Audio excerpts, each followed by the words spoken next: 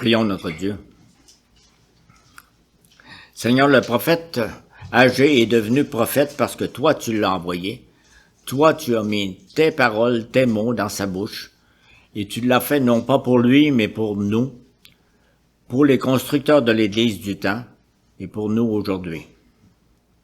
Seigneur, viens bénir ce que tu as entrepris dans la vie de Agé et du peuple qui revenait à Jérusalem à cette époque.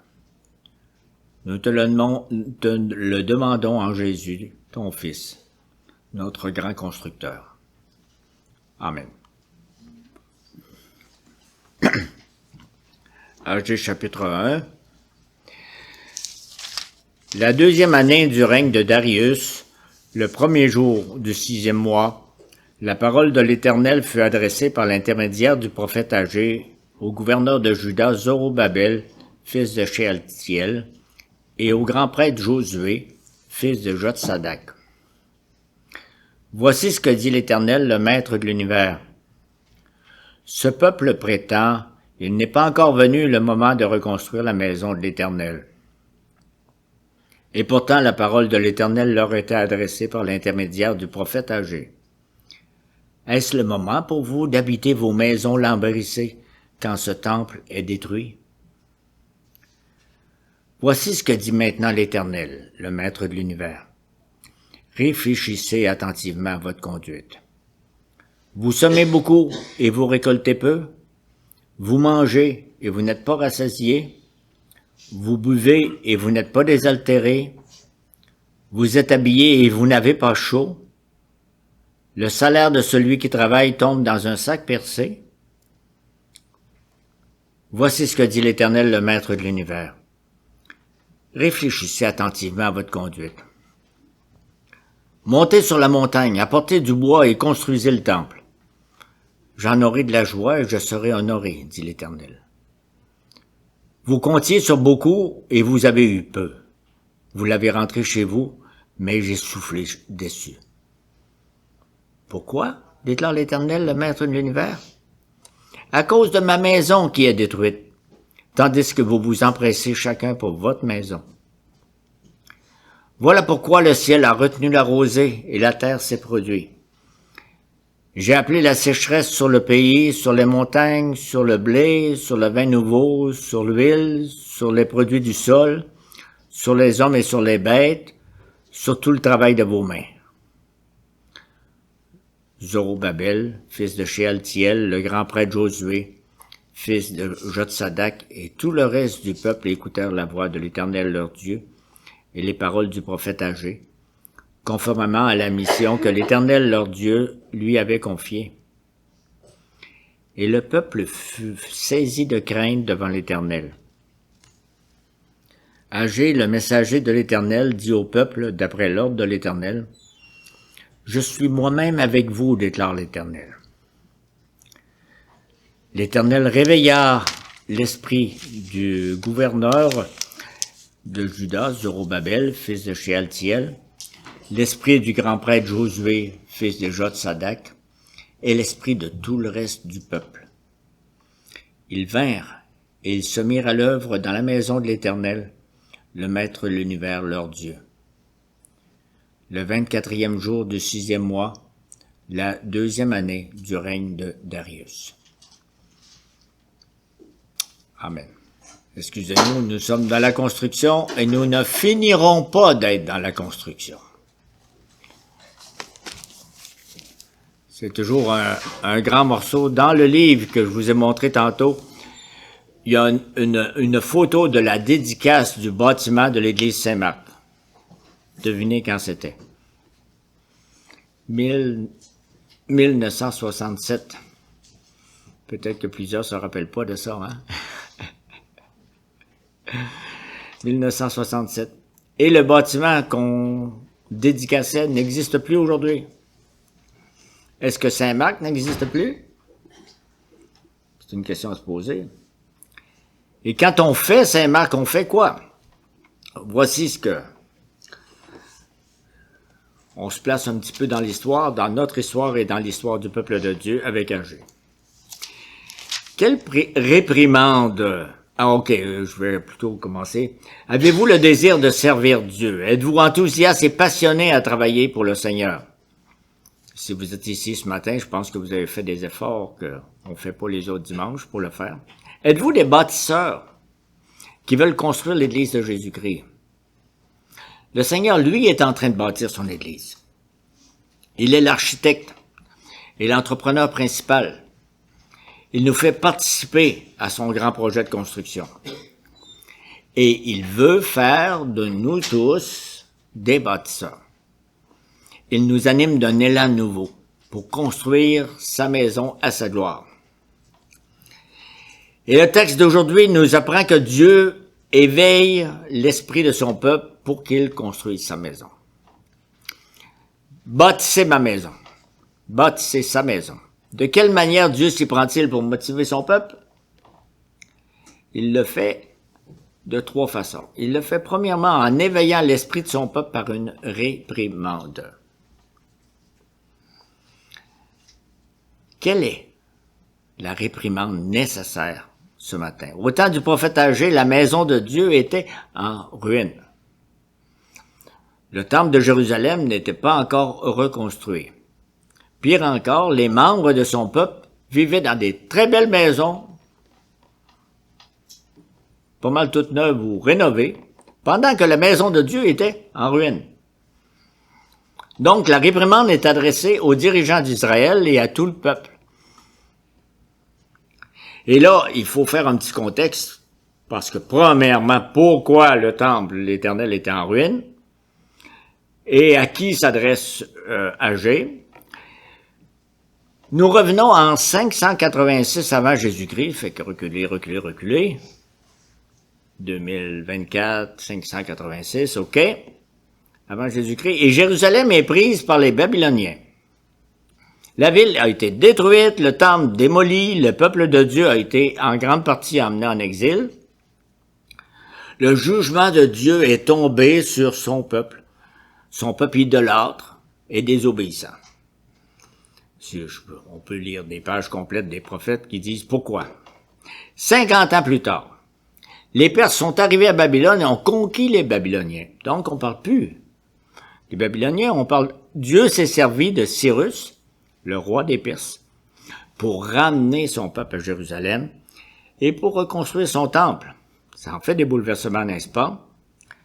Cyrus, poussé par l'Esprit de Dieu, a ordonné la reconstruction. Retournez chez vous, mais pour la raison que je vous donne. Plusieurs milliers d'Israélites sont retournés, pas tout le monde. Ils se sont retroussés les manches et se sont mis à dire « on rebâtit le temple ». Ils ont commencé par l'autel des sacrifices pour pouvoir offrir des sacrifices, c'était le centre. Ensuite, ils ont posé les fondements du temple, ce que nous avons regardé tantôt. Ils étaient tous enthousiastes. Et on lit dans le livre d'Esdras, parce que parmi les gens qui ont travaillé dans cette époque-là, il y a Agé, bien sûr. On a nommé Zorobabel, on a nommé Josué, mais il y a Esdras et Néhémie, dont on parlera plus tard. Et on a dans le livre d'Esdras, au chapitre 3, il nous dit que tout le peuple poussait de grands cris de joie en louant l'Éternel, parce qu'on posait les fondations du temple. Avez-vous déjà été devant une maison qu'on commence un grand trou, ben on coule le ciment pour le salage? Vous avez chanté devant ça? Eux, c'était enfin. Et puis, après avoir chanté, les problèmes ont commencé. Des adversaires sont venus les intimider. On s'est opposé à leur travail, le découragement s'est installé, les travaux se sont arrêtés. Le chantier a été abandonné pendant 16 ans. Et c'est à ce moment-là que le prophète Agé entre en scène. Durant toute la première étape, Agé était toujours à Babylone. Donc on a la deuxième année du règne de Darius, le premier verset qu'on a lu tantôt. Le premier jour du 6e mois, c'est pour montrer que c'est pas des inventions, c'est pas des histoires pour les enfants. La parole de l'Éternel fut adressée par l'intermédiaire du prophète Agé au gouverneur de Juda, Zorobabel. Là, on a des dates et des personnes. Fils de Shealtiel, on a un, il arrive pas du ciel, c'est pas un ange, et au grand prêtre Josué, fils de Jotsadak. Donc, c'est sérieux, cette parole. C'est sérieux et c'est contextualisé dans notre contexte avec des personnes et des dates. Et c'est pas banal, le premier jour du mois, c'était la nouvelle lune. Un jour de fête où on offrait des sacrifices sur l'autel. D'ailleurs, le nom âgé, il y a dans son nom, ça veut dire festif. Avez-vous ça dans votre nom? Ou né un jour de fête. Agé se présente justement un jour de fête pour proclamer son premier message. Sauf que son message, c'est pas un message de célébration, c'est pas très festif. Voici ce que l'Éternel, le Maître de l'univers, vous dit. Ce peuple prétend, il n'est pas encore venu le moment de reconstruire la maison de l'Éternel. Dieu adresse un reproche à son peuple et à ses dirigeants. Son temple n'est pas encore reconstruit. Le temple était le symbole de la présence de Dieu au milieu de son peuple. Les sacrifices dans le temple étaient une image de l'Évangile. Le sang versé pour les sacrifices annonçait la réconciliation. C'était un ministère glorieux qui permettait à Israël de vivre en paix avec son Dieu dans l'espérance du Messie à venir qui, lui, allait réaliser la réconciliation complète. Toutefois, Dieu vient faire des reproches à Israël. Ce peuple prétend, il n'est pas encore venu le moment de reconstruire la maison de l'Éternel. Hey! Dieu les appelle plus mon peuple. Il appelle ce peuple. Je sais pas si vous parlez comme ça à la maison. Vous les appelez plus, les gens de votre famille par le petit nom, vous dites à toi le garçon ou la fille de. Ce peuple trouve des prétextes. C'est pas le bon moment pour construire. Il y a des ennemis. La situation politique est instable. Les temps sont durs. L'économie est difficile. Sécheresse, mauvaise récolte, inflation. Quand on lit, on retrouve toutes ces raisons-là. Peut-être que vous pensez que ça vient du téléjournal d'hier soir. Peut-être. Construire un temple est une trop grande entreprise pour l'instant. Ces gens-là, là, après 70 ans à Babylone, ouais, ça devait être les enfants d'eux. Et après des semaines et des mois de marche dans le désert. Et puis, nous sommes occupés à bien d'autres choses. Il faut d'abord réparer nos maisons. Il faut mettre des portes dans les cadres. Il faut mettre des serrures aux portes. Ces gens n'étaient pas contre le projet de reconstruire le temple, mais pas maintenant. Quand on va avoir fini le reste. Ils étaient trop occupés à leurs propres affaires. Et j'ai pas de misère à trouver des raisons, hein.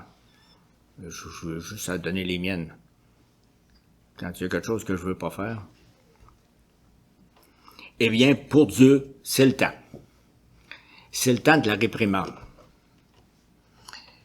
On lit au verset 3, au verset 4, « Et pourtant la parole de l'Éternel leur était adressée par l'intermédiaire du prophète Agé. Est-ce le moment pour vous d'habiter vos belles maisons lambrissées quand ce temple est détruit? » Regardez comment vous vous considérez. Regardez qu'est-ce que vous pensez de moi et de ma maison. Voici le reproche. Le chantier de la maison de Dieu est mort, arrêté depuis 16 ans. Mais eux vivent dans des belles maisons avec des belles boiseries, des belles décorations. Ils ont terminé leur rénovation. Ils ont investi beaucoup de temps, beaucoup d'argent sur leur maison, tandis que la maison de l'Éternel est en ruine. Réfléchissez à votre conduite, dit le Seigneur. Probablement que ces gens-là, si depuis 5, 10, 15 ans, on répare, quand ils ont fini de réparer, ils pensent encore à qu'est-ce qu'on peut faire de mieux? Pas comment monter le temple. Et dans sa colère, Dieu leur a envoyé son jugement pour les faire réfléchir aux conséquences. Et son jugement, on en lit un petit bout au verset 6. Vous semez beaucoup, vous récoltez peu. Vous mangez et vous n'êtes pas rassasiés. Vous buvez et vous n'êtes pas désaltérés. Vous êtes habillés et vous avez encore froid. Le salaire de celui qui travaille tombe dans un sac percé. Et c'est ce que les gens disent. Le jugement correspond à leur péché. Vous pensez éviter la pauvreté en commençant par vos maisons? Eh bien, c'est justement la pauvreté que vous allez récolter, que vous récoltez. Parce que vous avez négligé l'Éternel et sa maison. Et ça se répète, Dieu le redit. Voici ce que l'Éternel, Dieu, le Maître de l'univers, dit. Réfléchissez attentivement à votre conduite. Et il en rajoute au verset 9, vous comptiez pour beaucoup, au verset 9, sur beaucoup et vous avez eu peu. Vous l'avez rentré chez vous, mais j'ai soufflé dessus. Pourquoi donc? C'était à cause de ma maison qui est détruite, tandis que vous vous empêchez chacun pour votre maison. Moi, l'image que je me suis faite, c'est que vous savez qu'on se promène en ville, puis on voit des maisons abandonnées, puis des maisons où, quand on repasse l'année suivante, il manque des fenêtres, il manque un mur. Et on prend l'habitude de ça. On dit, quand on arrive à ce coin-là, on dit à quelqu'un, quand tu vois cette maison-là, tourne à droite après. Puis je pense qu'on a pris l'habitude de voir la maison de l'Éternel, c'est un tas de roches. Donc, ça va rester comme ça, un tas de roches. Ils n'étaient pas sensibles à ça. Ils étaient sensibles aux pertes qu'ils subissaient, mais ils étaient moins sensibles au fait que Dieu n'était pas content. Ils ont dit, ça va mal dans notre vie, mais aucune relation avec les ruines du temple. Et s'ils subissaient des pertes, c'était justement parce que Dieu n'était pas content. Dieu prend la peine de leur expliquer. Réfléchissez. Dieu n'a pas envoyé à ce moment-là des ennemis pour les détruire. Il les a pas déportés en exil une autre fois. Il a retenu sa colère.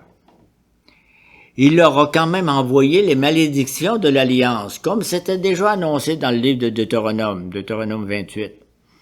Vous aurez, quand vous ne faites pas, comme je vous ai dit à la sortie d'Égypte, vous aurez la sécheresse, les pauvres récoltes, des troupeaux amaigris, la déception d'un dur travail qui rapporte rien. À cause de quoi? À cause de ma maison qui est détruite, tandis que vous vous empressez chacun pour votre maison. Verset 9. Est-ce que c'est une mauvaise chose d'avoir une belle maison? Ben non. C'est bien correct de peinturer de temps en temps, de remplacer les vitres cassées, de bien s'occuper. Nous avons besoin d'un toit, non pourvu que ce soit dans le but de servir Dieu et non pas pour nos ambitions personnelles. C'est toute une question de priorité. Où sont nos priorités? Où mettez-vous votre enthousiasme et vos énergies? Où pensez-vous trouver les bénédictions de l'Alliance? Ça, c'est une question quand on voit quelqu'un qui a de la misère, un de nos enfants, quelqu'un de notre famille, on dit, hein? T'as de la misère dans tes finances, t'as de la misère à boucler les fins de mois, t'as de la misère dans tes relations. Où sont tes priorités? C'est quoi le numéro 1 dans ta vie? C'est ce que Dieu vient de dire. Réfléchissez. Donc Dieu éveilla l'esprit de son peuple à travers la parole de son prophète âgé pour qu'il se remette à construire. Il a commencé par une réprimande, un appel à la conscience. Réfléchissez à votre conduite. Que Dieu vienne aussi éveiller notre esprit pour que nous soyons des bâtisseurs. Réfléchissons à notre conduite. Évaluons nos priorités pour voir si elles sont dans le bon ordre. Acceptons les réprimandes du Seigneur. Et c'est valable pour le temps d'âger, pour nous et pour nos enfants. On se met pour travailler, on va créer tel comité, on va nommer telle personne, on va faire tel contact. Dieu nous dit, réfléchissez à votre conduite. Quelles sont nos excuses à nous pour pas faire le travail de Dieu ou pour le remettre à plus tard? C'est difficile de parler de l'Évangile à mon copain de travail et je suis trop occupé. Mes affaires passent en premier. mettez-en, vous savez. Nous sommes très bons pour trouver des prétextes, hein, n'est-ce pas? Pourtant, le Seigneur nous a confié un travail. Bâtir son Église, travailler à son royaume, c'est-à-dire d'abord l'adorer fidèlement, écouter sa parole, nous aider les uns les autres, nous aimer les uns les autres, nous encourager les uns les autres, préparer nos jeunes à vivre comme citoyens du royaume, les former comme disciples du Seigneur pour qu'ils prennent part au travail de son Église. On a vu un petit exercice tantôt de construction, mais c'est pas terminé, hein. C'est pour la vie. Former des hommes qui deviendront des serviteurs dans l'Église, annoncer l'Évangile aux autres, en priant pour des conversions et en intégrant de nouvelles personnes dans son Église. Ne remettons pas ce travail à plus tard. Et quand je le dis, je le prêche, je me le dis. C'est le temps maintenant de bâtir. Continuons de bâtir sa maison.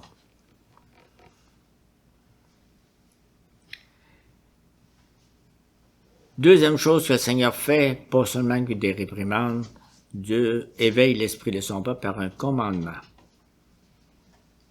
Au verset 8, le commandement est particulièrement simple dans les circonstances. Montez sur la montagne, apportez du bois, construisez le temple. J'en aurai de la joie et je serai honoré, dit l'Éternel. C'est comme simple pour rendre l'Éternel joyeux. Dieu appelle à la réflexion et il appelle aussi à l'action. Peu importe le contexte politique, il y a plein d'ennemis qui nous guettent et qui veulent nous attaquer la nuit prochaine.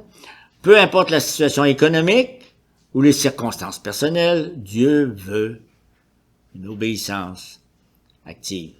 Pas juste de dire oui le dimanche, là. Le peuple disait, le temps n'est pas venu.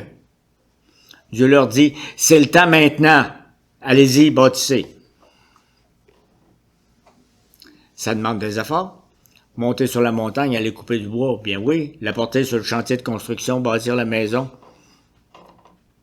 C'est du travail, ça demande planification, transpiration. On ne pouvait pas rester assis à se bercer devant notre maison rénovée. Construire l'Église aujourd'hui demande encore des efforts. Adorer Dieu, écouter sa parole, s'entraider les uns les autres, s'exhorter mutuellement, préparer nos jeunes, les former, annoncer l'Évangile aux autres, c'est du travail. Ça exige planification et transpiration. Il faut se lever et s'activer. Pour construire, on a besoin d'un plan, des outils, des matériaux, de la précision, des efforts, incluant du temps, des talents, des finances. Quelle part prenez-vous au travail de Dieu?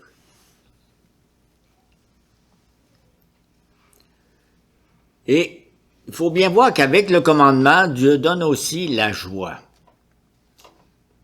C'est pas banal comme ingrédient. Il assaisonne son commandement d'une joie savoureuse. On peut aussi traduire « J'y prendrai plaisir et je serai glorifié ». Dieu prend plaisir dans la construction de sa maison. Il y trouve sa gloire. Et si Dieu y prend plaisir, nous aussi, nous y prendrons plaisir. Nous trouverons une grande satisfaction à construire sa maison.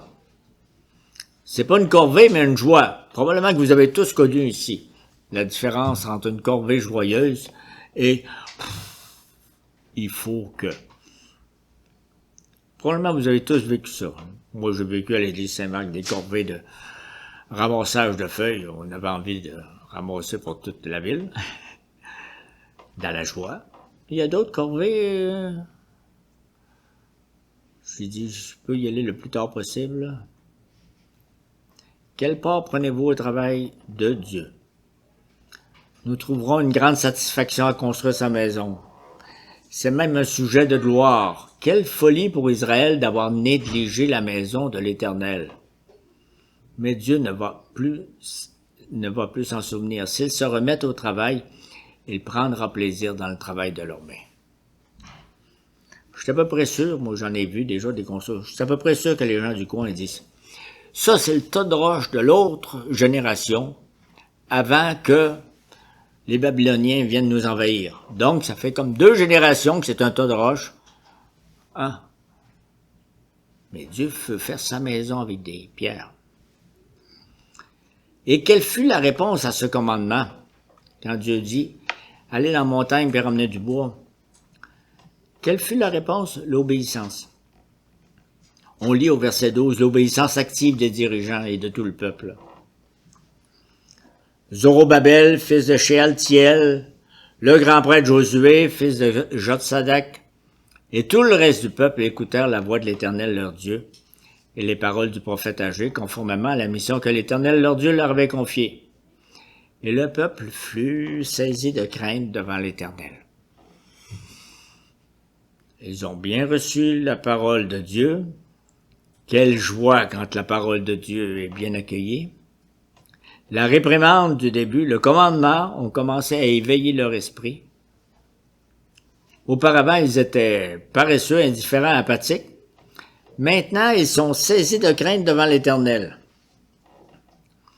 L'enthousiasme à construire la maison de Dieu commence par la crainte de l'Éternel.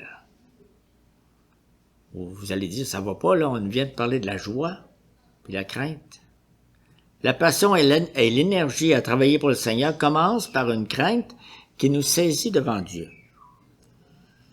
On prend Dieu au sérieux. Ils ont réfléchi à leur conduite. Ils ont compris que c'est Dieu qui les affligeait de son jugement. Ils ont entendu son commandement. Et maintenant, ils se sont éveillés. Ils se sont allumés, comme on dit. Quand la parole de Dieu vient critiquer nos vies, la crainte de l'Éternel s'empare-t-elle de nous? Quand nous réfléchissons à notre conduite, comment rester indifférent à ses commandements? Dieu nous dit de vivre pour lui. Il nous dit de vivre les uns pour les autres. Il nous demande de participer à la construction de l'Église et d'annoncer l'Évangile. Est-ce que cela vient nous allumer? Que nos esprits soient éveillés pour le travail de Dieu. Soyons des bâtisseurs. Continuons de construire son Église avec enthousiasme. C'est lui qui le commande. Dieu éveille l'esprit de son peuple par un encouragement. Réprimande, commandement. Ah, encouragement. À quoi ça ressemble dans le texte que nous avons là encore? Agé n'a pas terminé son premier message. Il lui reste encore à prononcer une parole d'encouragement. Ça reprend la réprimande, le commandement. L'encouragement est essentiel. Agé, au verset 13, dit au peuple, d'après l'ordre de l'Éternel, « Je suis moi-même avec vous, déclare l'Éternel. » C'est une parole facile à comprendre. « Je suis avec vous », c'est le fameux qu'on a célébré il y a quelques semaines, le fameux Emmanuel, Dieu avec nous. La réprimande du Seigneur les a saisis, le commandement du Seigneur les a fait trembler, la parole d'encouragement va les réconforter. C'est pas allez-vous-en dans la montagne puis je vous attends quand vous descendrez. Je suis avec vous. On ne construit pas très bien quand la peur nous paralyse. Je sais pas si vous l'avez vécu, là. Quand tu dis, le boss te dit ça un matin, puis si tu le fais pas, puis là tu dis, y est-il là? Comment on travaille dans ce temps-là? Il nous faut une parole réconfortante pour bien faire le travail que Dieu nous donne. Je suis avec vous. Une parole pleine de richesse et de réconfort. Moi, je suis avec vous, dit le Seigneur. Quand vous avez de la misère, quand vous réfléchissez, puis vous vous sentez mal par rapport à votre passé, cet encouragement suffit à éveiller complètement l'esprit du peuple. C'est ce qu'on lit au verset 14. L'Éternel réveilla l'esprit du gouverneur, Zorobabel, l'esprit du grand prêtre Josué et l'esprit de tout le reste du peuple. Avoir l'esprit éveillé, qu'est-ce que ça signifie? Ça signifie être stimulé à faire quelque chose, avoir le cœur courageux être déterminé à passer à l'action. Ça signifie être prêt à travailler au service du Seigneur. Dieu éveilla leur esprit et alors, ils étaient prêts. Ils se sont mis au travail. On lit au verset 14, « Ils se mirent à l'œuvre dans la maison de l'Éternel, le Maître de l'univers, le 24e jour du 6e mois. » Si on compte bien depuis le début, il a fallu 24 jours pour que la réprimande, le commandement et l'encouragement fassent le tour de leur esprit et produisent un effet. Ils entendirent la parole de Dieu, le Saint-Esprit éveilla leur esprit, et puis 3 semaines plus tard, ils étaient de retour sur le chantier. Ils se sont organisés, se sont remis au travail tous ensemble. Ce que vous lisez là, c'est une véritable conversion. Ces gens-là étaient convaincus du contraire, que la maison de l'Éternel savait pas l'importance. Donc, pour y arriver, Dieu les encouragea avec une belle parole d'encouragement. Quand ils rentraient dans le temple ou à travers ils tassaient les roches pour construire, ils pouvaient se répéter, Dieu est avec nous. Nous pouvons nous répéter. Dans l'Ancien Testament, le temple, c'était le symbole de la présence de Dieu.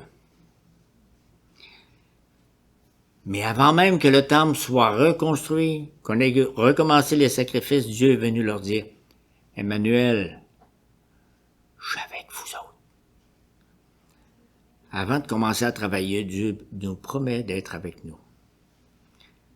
C'est la grâce. On ne mérite pas ça. Aujourd'hui, nous n'avons plus de temple à Jérusalem. On en parle beaucoup, mais on ne l'a plus. Nous n'avons plus besoin d'un temple fait de main d'homme. Pourquoi? Pourquoi qu'on n'a pas besoin de dire, bon, mettez vos gants de travail, achetez-vous des outils, puis on construit? Parce que l'Emmanuel est venu. Jésus est venu sur terre, Dieu avec nous. Le Fils de Dieu a fait le travail de son Père, un travail de bâtisseur. Dieu ne lui a jamais fait de reproche. Jésus a toujours obéi au commandement de son Père. Zorobabel et Josué, dont on a eu tantôt, ont laissé tomber leur travail. Tous les Israélites ont abandonné le chantier. Le Seigneur Jésus, quant à lui, il a toujours fait son travail fidèlement, sans relâche. Souvent, on est un peu là des Israélites, des Zorobabel. Nous laissons tomber le travail de Dieu, mais le Christ est mort pour nos désobéissances. Son sacrifice parfait a été offert sur la croix pour nos péchés de paresse. Il n'a pas seulement reconstruit, il a rénové nos vies qui étaient en train de détruire le temple.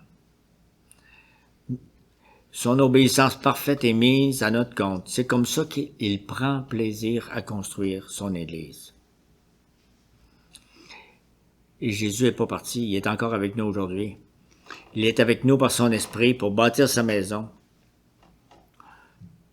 Vous le savez, on a lu et on va relire, nous sommes le temple du Saint-Esprit. La maison de Dieu. L'apôtre Paul dit ça aux Corinthiens. Les Corinthiens, c'était pas un exemple d'église, hein? Mais il leur dit, chapitre 3, verset 16, « Ne savez-vous pas que vous êtes le temple de Dieu et que l'Esprit de Dieu habite en vous? » Bon, on a besoin de se le répéter ici, hein, n'est-ce pas? Jésus nous l'a promis, « Je bâtirai mon Église. » Mais ce qui n'est pas dit dans le passage, c'est que je le bâtirai pas tout seul. C'est lui qui le fait, fidèlement, sans relâche, sans jamais abandonner son travail. C'est sa plus grande priorité, sa plus grande joie et sa plus grande gloire. Son Père prend plaisir dans cette construction. Et Jésus nous a donné son esprit pour faire de nous sa maison et pour travailler avec lui à sa construction. Le Saint-Esprit éveille notre esprit pour nous donner le désir et la force de bâtir. Jésus éveille notre esprit pour faire de nous des bâtisseurs. Son esprit nous fortifie pour nous rendre capables de bâtir sa maison. Alors, bâtissons l'Église. Prenons soin les uns des autres dans l'Église. Préparons nos jeunes pour qu'ils prennent leur place dans l'Église et qu'ils suivent le Seigneur. Aidons les nouvelles personnes à s'intégrer dans l'Église. Donc, la parole de Dieu aujourd'hui nous interpelle. Acceptons humblement ses réprimandes. Écoutons ses commandements avec la crainte de Dieu. Soyons réconfortés par le travail de Jésus-Christ sur la croix et par son Saint-Esprit dans nos vies. Que nos esprits soient éveillés. Levons-nous et bâtissons sa maison. Faisons-le avec enthousiasme au service de Dieu.